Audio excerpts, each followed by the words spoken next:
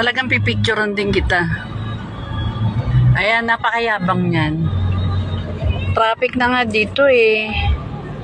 Mahirap talaga ng mga tao. Siniksik niya yung sasakyan niya dito. Eh, napaka-traffic. Oh. Kangina pa kami dito. Siya sumiksik. Tapos ngayon bukang magdidemanda ba sa... Ito. Talaga naman ang mga tao.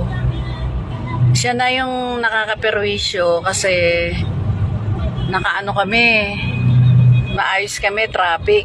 O ngayon, tumutok siya dun sa truck. Tapos ngayon, galit pa siya. Mukhang pagbabayarin niya pa yung truck. Ano alam ng truck? Eh, siya ang tumutok. O, di ba? Ilang linya kami dito. O. Ginawa yan 2 linya. O, yan. Hindi na nga kami kumikilos. Kanina pa kami dito eh. Mag-iisang oras na. Ano kaya gusto ni Kuya? Oh. Hindi siya nahiya. Hindi siya umatras. Oh, yan. Nakadikit siya sa amin. Sige, pasok. Ayan, no, pinausad na nga siya ng asawa ko dahil nakaka-abala na nga siya. Plate number. Oh.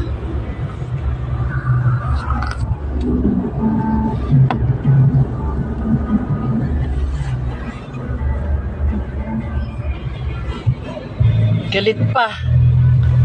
Hindi man lang humingi ng pasensya sa mga naaabala niya eh.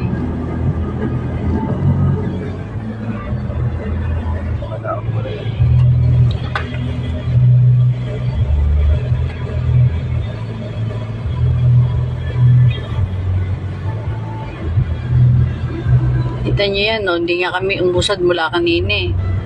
Nung umusad, saka nga siya pinausad kasi nakakaabala siya.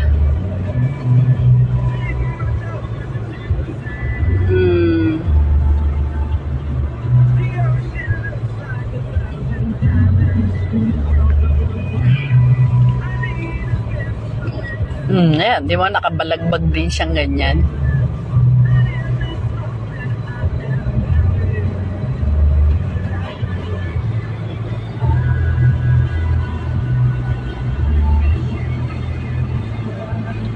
Tingnan nyo guys, ang tagal namin kumilos, oh. Sa tagal namin, pinasingit pa namin siya kasi nga nakabalagbag siya. Ay, grabe. Kainitan guys.